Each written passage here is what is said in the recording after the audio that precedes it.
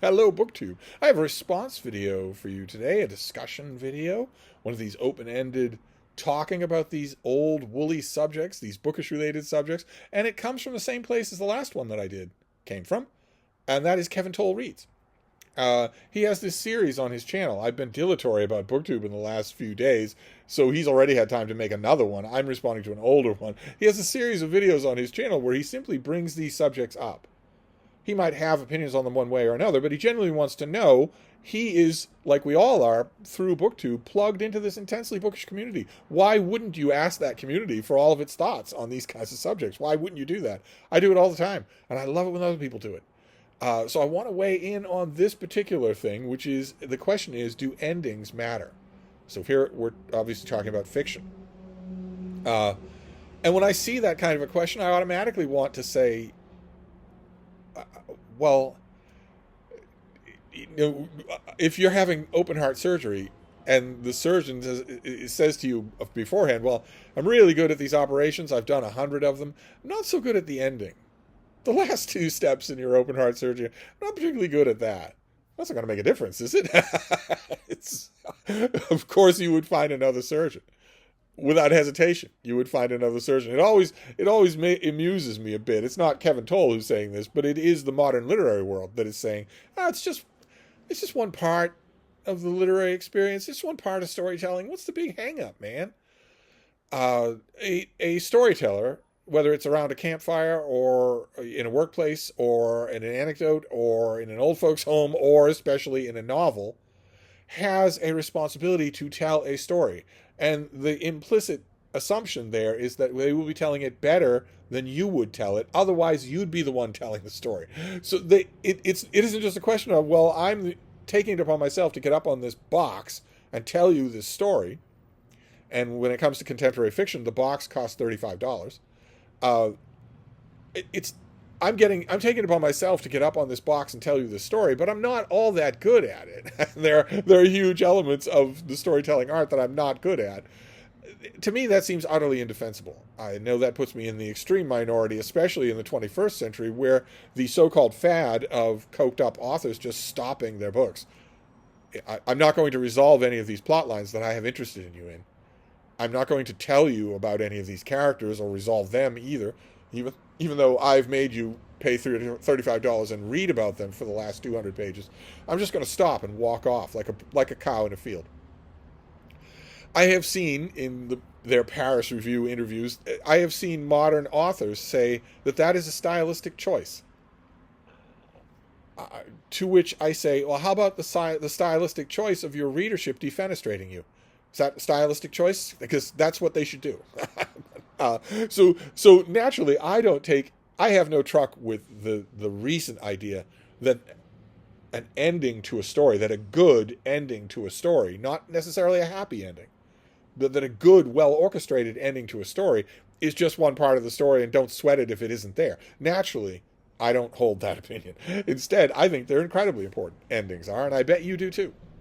And as with my previous discussion response, I want to invoke a spectrum because I think these things fall on a spectrum.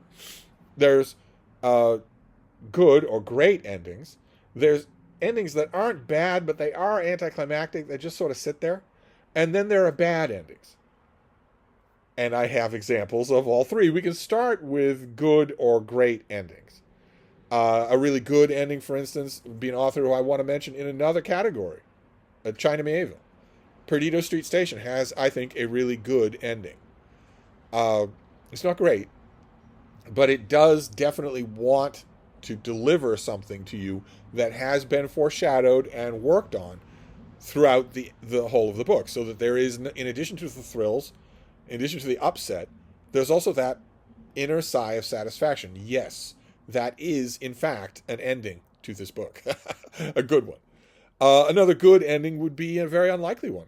Hilary Mantel, the third book in her Cromwell trilogy, The Mirror and the Light, has an... I was wearing the whole time, I was wearing for a decade, what would the ending to that book be like? Because the Wolf Hall novels, as they're colloquially called, are narrated from the very close internal narrative focal point of Thomas Cromwell. that narrative focus almost never changes. It almost never wanders even a millimeter away from him. What we know of the world, we know through him, through what he sees and experiences in the world. And, you only have to spend 10 seconds on Wikipedia to know that Cromwell is beheaded. Conflicting reports as to what his beheading was like. One report that allegedly stems from an eyewitness in the crowd said that it was easy, that his head flew off his shoulders. Another report, allegedly also stemming from an eyewitness account, says that it was horrible, that it was butchery. It doesn't really matter how easy it was. It matters that, of course, you can't narrate that. If you're the narrative focus of the book, you can't tell that story. So I was worried what was going to happen, and Hilary Mantel, sure enough, takes us through Cromwell's arrest, his attainder, which was a literary practice in Tudor England, which meant basically you're still alive, but you're dead. The attainder means you're dead. And now there's just a question of disposing of you. It's just a question of what we'll do with the body. His time in the Tower of London, and then taking us all the way to the scaffold. And the reason that it's a good ending, or maybe even a great ending, is because Mantell decides to just lean into it. We do get Cromwell's experiences right to the last, and it's glorious poetic language. So I would include that as a good/great ending. Another good/great ending, I would put it as great. I know there are some people who disagree here. Is The Lord of the Rings, J.R.R. Tolkien's The Lord of the Rings, leaving out here the postscripts or anything, the appendices or anything like that. Just the book itself. To have this massive, grand, especially the last third of it, this massive, grand fantasy epic, end with the most human, even though he's not human, the most human character in the book, sitting down in front of his hearth, surrounded by his family, all the little everyday things that he actually saved. That's what would have gone away under Sauron. All of that would have been blighted. And he helped to save it. He did more in the end than anyone to save it. To have that character sit down in the midst of all those things, and instead of speechifying, simply say, well, I'm back. Still strikes me as just sublime genius. Just sublime genius. Tolkien has shown no hesitation in the course of Lord of the Rings to indulge in grand scene setting and very grandiloquent King James Bible style language. But he pulls out that ending perfectly. Just perfectly. And when we're talking about good/great endings, I would, of course, say nominate as a great ending. Perhaps the greatest ending of any novel would be Moby Dick. Which is, you're on the Pequod, you are trapped on the Pequod, you are under the dominion of an insane captain. You realize that in addition to hunting whales, which is what you're signed up for, he is also on a mission of vengeance, an unholy mission of vengeance against a dumb animal, as one of his first mate puts it. That it's an unholy mission of vengeance. It can't do anything but curse the Pequod, and he only makes things worse. All throughout the voyage, he makes things worse, including refusing help from another vessel. Another vessel asks him for help, and he refuses. You just don't do that. You just don't do that. That will curse your vessel forever. You're beetling along in this book. You're getting all of these different... It's a very long book. Of course, it's a very detailed book. But when Melville decides on the climax, it's a series of chapters, each one called The Chase, Day 1, Day 2, Day 3. And like so much else in Moby Dick, it is designed to mimic the experience of a whale hunt. All the elements of a whale hunt are present in Moby Dick, reflected on the page. The inventory of parts, the trying of the whale, the flensing of the whale, the tedium of a long voyage when whales are not everywhere to be found, and also the thing that used to be called a Nantucket sleigh ride. Very barbaric practice. It's a horrifying thing that men go to sea and hunt these beings. But nevertheless, the Nantucket sleigh ride referred to the fact when you lower down boats. It's not the whaling vessel, that attacks the whale, unlike today. You lower down boats with men who have harpoons. They get close enough to the whales to harpoon them. And there are cables connected they're designed to, the harpoon is designed to kill the whale. Cables are designed to pull it to the ship where it can be rendered for oil and maybe ambergris and bone and whatnot. But when you do that, the whale is, of course, going to bolt. Some of them will fight, but most of them will flee. And they're pulling your little boat along with them. Sometimes at incredible speed, sometimes with incredible violence, especially if they sound. That Nantucket sleigh ride is the concluding chapters of Moby Dick. They are a whirlwind, suddenly, a whirlwind. All thought of tedium is gone. All thought of time share or inventory is gone. Instead, you are in this whirlwind of motion. It's just magnificently done.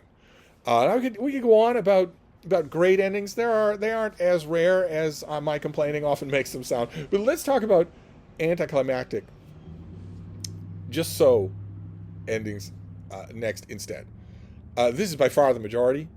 Most writers understand that it's part of their writerly job to finish a book, to give you your bang for your buck. But not all of them are good at it. Some of them are pressed for time. Some of them did not ever intend their book to have the ending that it has. A perfect example here would be a book that Kevin actually mentions himself, High and Lonesome by Louis Moore, which I would argue he says the ending feels rushed to High Lonesome. And I reread High Lonesome just this summer. And I don't agree with that. I think it's a very subtle thing. I think what he's actually feeling when he feels that ending is rushed is that he wished the book were longer, which will make an ending feel rushed even if the ending is technically okay. I think the ending to High Lonesome is technically okay. It wraps up everything it needs to wrap up. But it is such an engaging book. I mean, not everything that Louis L'Amour wrote was. Most of it was, but not everything was. But High Lonesome works so well for the whole length of the thing that you really don't want it to end.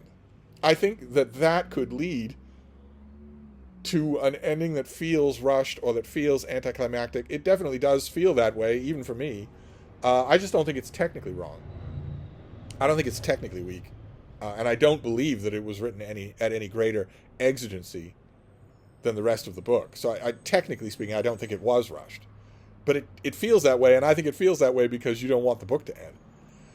When it comes to anticlimactic endings here, I could also mention almost every novel of Anthony Trollope, my beloved Anthony Trollope, who, here it's structural. Here it's not a failure on his part. It's structural for these sentimental triple-decker Victorian novels, where he's building all sorts of conflicts, and he is doing a marvelous, wonderful, incredible job of it. And most of them are not highly dramatic. Occasionally you will get something that's highly dramatic. And he is investing you completely. If you have not read Trollope, go and find him on my channel. Go to YouTube, type in Steve Donahue and Trollope, and see. I've done a million videos of this guy, a million read-alongs. Watch a read-along, see if it doesn't pique your interest. But what Trollope is doing is building towards a climax, but not an ending. He wants all of his storylines to climax. He is investing you in a whole bunch of different characters. Are they going to fall in love with each other? Is it going to be in the arrangements that you want? Is the evil person in the story going to get their comeuppance? Is the good person going to be validated? And you get all of that, but there's still 50 pages to go. And in our modern sensibility, that would be the ending of the book. And that is always Trollope's classic falling action, where he's just gently, serenely wrapping all these details up, but not in any way that's meant to surprise or jolt you at all. So to modern sensibilities, that would probably count as anticlimactic. And if it does, that applies to almost every Trollope novel. I myself love it. I think it's a beautiful Twilight on the Lawn type way to ease yourself out of a novel, because boy, oh boy, if you don't ever want a Louis L'Amour novel to end, you definitely don't ever want a Trollope novel to end. Not ever. You want it to go on forever. There's got to be a gentle way to ease the reader out of that. But some anticlimactic endings verge on the bad. Some of them are where the author has built, just like Melville or just like Trollope, the author has built a superstructure, a great moving superstructure of a plot, or many plots, many intertwining plots, and doesn't know how to wrap it up satisfactorily. And here we can mention China Mieville again, because he wrote a book called The City and the City, which is 9/10 brilliant. It is 9/10 a brilliant book about two cities that exist in the same place at the same time. No science fiction involved. They just do, culturally speaking, and even legally speaking, they do not see each other. They simply do not see each other. It is an unbelievably great parable, an analogy of Soviet-occupied Eastern Europe.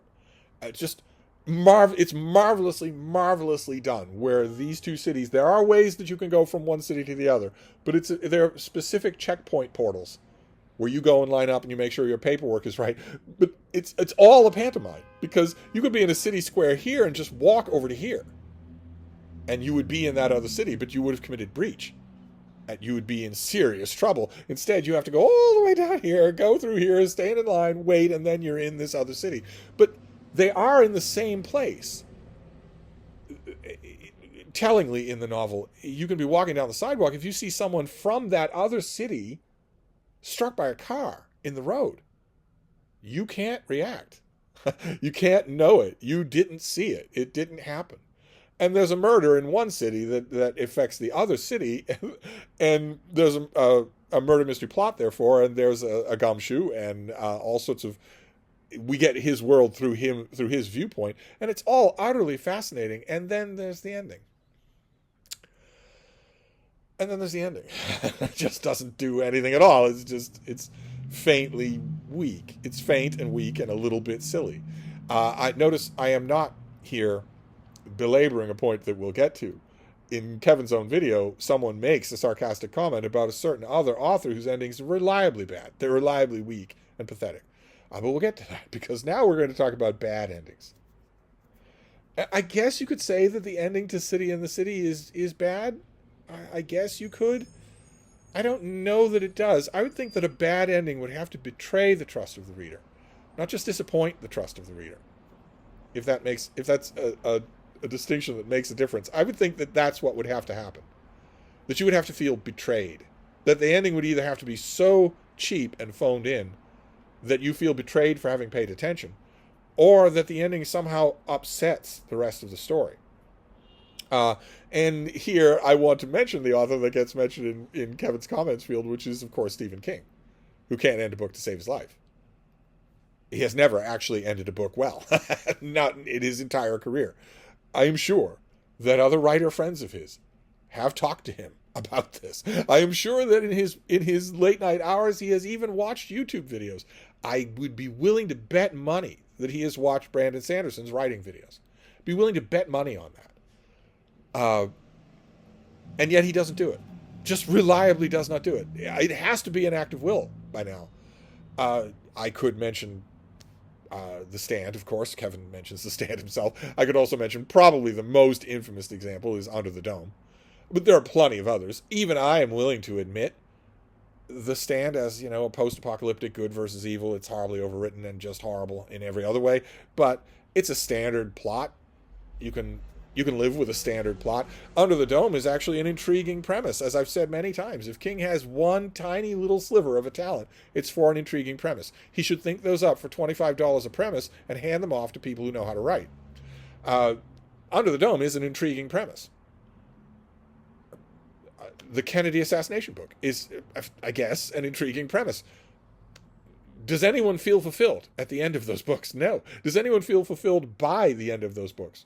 No. Every King fan, except the diehard, losers, every King fan who reads those books says, yeah, the ending's done. Well, okay, all right, fine. I agree. But at what point do we condemn this author who's been writing for half a century if his endings are reliably so horrible? So I could mention him, but I have other examples of bad endings. one controversial pick that I'll give you two controversial picks. One is slightly more controversial than the other. The lesser controversial pick that I could give you would be Lonesome Dove by Larry McMurtry, in which these retired Texas Rangers go on one last epic adventure. A cattle drive all the way from the Mexican border to Montana, facing all the dangers and perils that the dying Old West has to throw at them. And a couple of the characters in that company are larger than life. They are figures cut from a pre-mythological past. A couple of the other figures in that company realize that they are bigger than they thought they were. It's all very detailed and funny and gripping and gritty, but it's also rousing. In a non-John Philip Sousa way, it is rousing. Until the ending. I don't want to spoil anything here. Some of you will get to Lonesome Dove one of these fine days, but the ending, it's sordid and tawdry and futile and makes you believe that all the rousing heroism that you read in the earlier 900 pages of the book was a joke on you, a rather bad joke on you. Which is, in my opinion, a bad ending. You can go on and on about how, well, that wasn't McMurtry's vision, man. McMurtry's just, once the book is out in the world, he's just another reader. Don't always like to agree with Stanley Fish, but I'll risk it in this instance. I'll risk it for the biscuit. Once the book is out in the world, he's just another reader. As heretical as it sounds, and I'm not done with heresy, I'm about to step that game up a bit.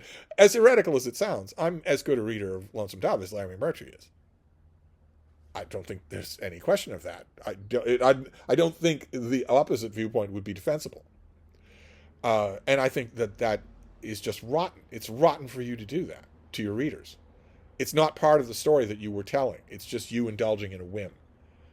A fairly sour whim of a type that this author was familiar with.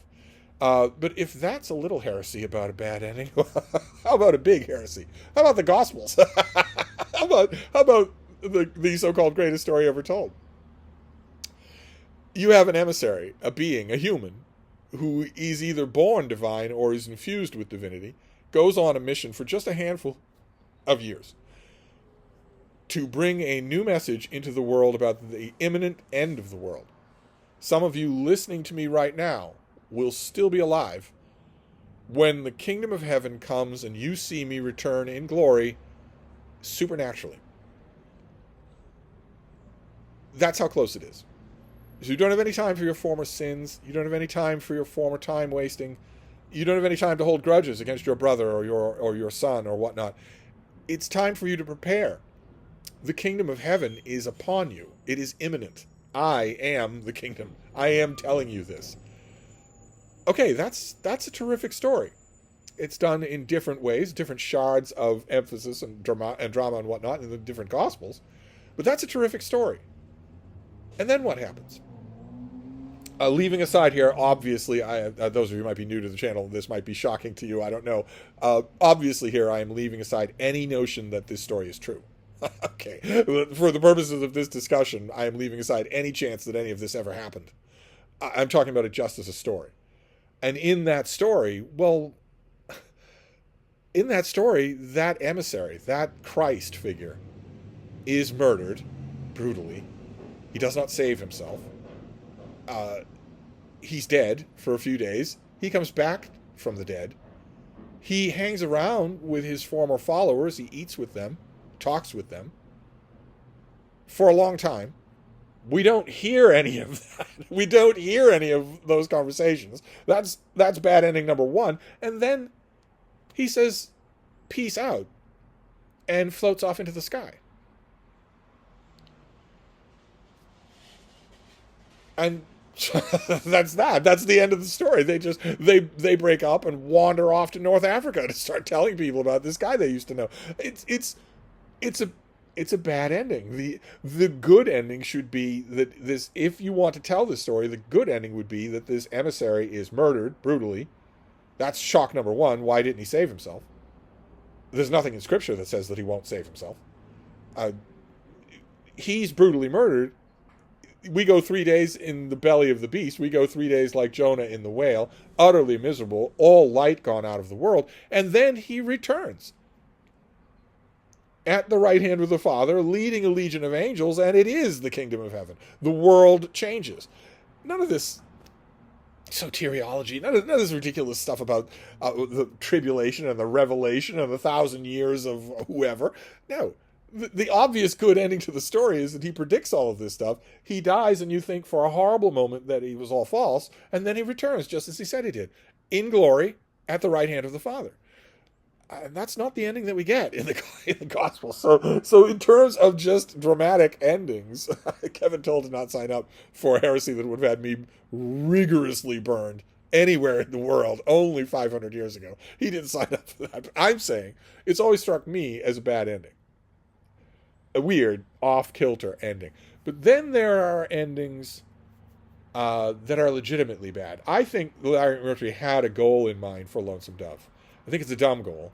But I think his goal was to show that all of that larger-than-life machismo, that legend building in the 900 pages of the book, is something that you should look at wryly. A little bit jaundiced. That it is that. And I'm going to now show you that for the last 100 pages of the book. I think he legitimately thought that. It's dumb to think, but that's okay. I think he legitimately thought that. I don't think at that point in his career he was just trying to F with his readers. All of the prequels and sequels to Lonesome Dove are just him trying to F with his readers. But I don't think that was. But then there's a novel called Hannibal by Thomas Harris, which is a big, full novel about Hannibal Lecter.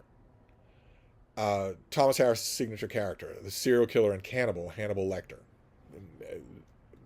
Show-stopping cameo in Red Dragon, the absolute scene-stealing character in Silence of the Lambs. And in Hannibal, he gets a book of his own. In the Silence of the Lambs, he escapes. Famously, at the end, he escapes. He's on the run. In Hannibal, he has settled down.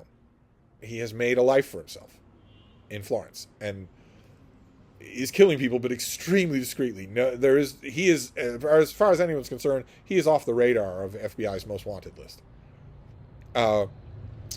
When events conspire to bring him back into the spotlight, and when that happens, Clarice Starling, the main character of Silence of the Lambs, is brought back into the spotlight with him. And once again, we get the kind of tense mano-a-mano mind games that filled Silence of the Lambs, only much more lavishly done. There is, to put it mildly, a chaotic extra figure who is introduced, who's in many ways worse than Hannibal Lecter, and who wants revenge on Lecter. That throws everything out of kilter. That means there are all sorts of other force vectors working in that story. It's no longer just Clarice Starling trying to understand Hannibal Lecter or trying to apprehend him. There's a lot of other stuff going on. And it is marvelously done. I know that you run the risk, especially with Hannibal Lecter, with a character like this who is so popular through movie adaptations or a TV show, you run the risk of people just snickering if you mention that the book is really good.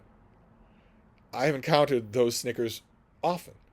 I have a thick hide for them when they come from non-readers, which is 99.999% of the world. When they come from readers, I don't have a thick hide for them. Instead, I turn on them like a temperamental schnauzer. Because if I say that it is a marvelous book, well, it's kind of going to be on you to prove that it's not. I know what I'm talking about when it comes to analyzing books. And Hannibal is a tremendously good book until the ending. I won't spoil it. Again, I've talked about this many times on this channel for 8 years now.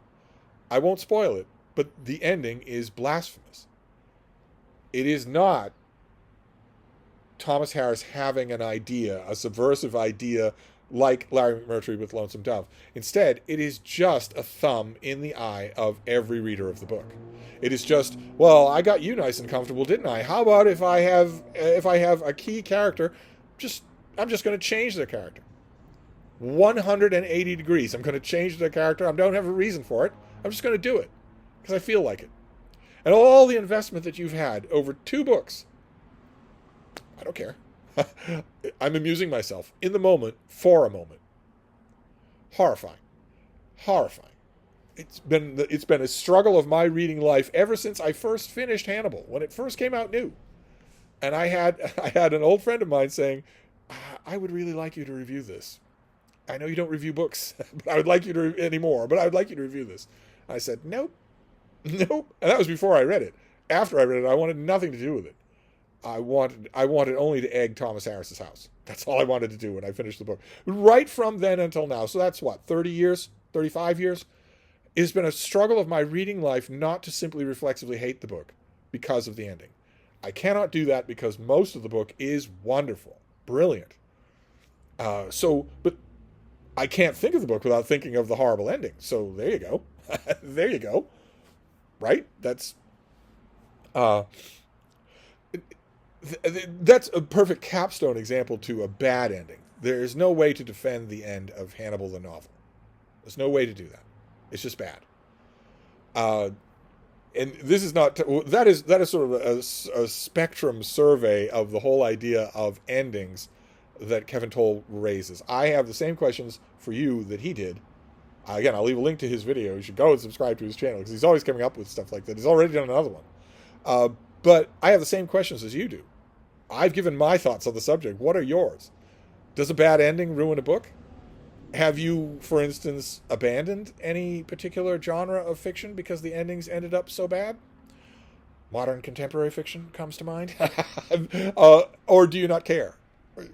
You just write it off as the cost of doing business as long as you're entertained in the course of the book. It could go either way. And this is true even before we get to another favorite subject of mine, which is adaptations of books to movies, where the subject infinitely complicates. Like for instance, one last example, and I promise I'll stop talking about it. I can talk about this stuff for hours. I don't know how Kevin does it. He lands on subjects I can talk about for hours. In terms of book to movie, I've just come up with just a quick example of Jaws. At the end of the novel Jaws, Brody has an encounter with the shark. I don't want to spoil the book, but there is no danger. He thinks there is, but there actually isn't. It's a tense moment. And filmed well, it would be really good. It would be classic. That's mostly the end of the book, Jaws. Whereas the end of the movie, which I feel no compunction not to spoil, is Brody has had a confrontation with a shark, sure. It's been far more explosive confrontation. His victory is far more assured. He knows it. And also another character, a character who dies in the book, is alive at the end of the movie. And they're together. And there's been this cataclysmic climax fighting a 25-foot great white shark on the open ocean. And they are clinging to a spar of wreckage, and they are paddling their way towards shore. In the very last scene of the movie, as the credits are rolling, we see that they make it. We see that they actually do make it to shore. But when they're paddling to shore, Police Chief Brody, who has been terrified of the water and terrified of the shark ever since he's seen it plaguing his existence, says to the other character, I used to be afraid of the ocean. Can't imagine why. That is perfect. Absolutely perfect. I guess it's perfect in a Spielberg-y way. It's perfect in a movie way. I don't think that would please me if it were the end of a book. I like the darker ending of the novel much better. I wouldn't have liked that on the page. But there's an example where we could go on forever and ever about the endings of movies versus books, including Hannibal. Oh my God, because the movie version of Hannibal actually has a good ending. Because they realized they couldn't possibly do the ending that's in the book. Oh, the audience would set fire to the movie theater. Anyway, sorry, I've gone on for way too long here. That is my response to do endings matter. I could elaborate, but this will do for now. So kudos to Kevin Toll Reads. I will get around to his next thought provoker in due time, but I wanted to do this while it was fresh in my mind. So I'll wrap this up for now, and I'll be back. Thank you, BookTube.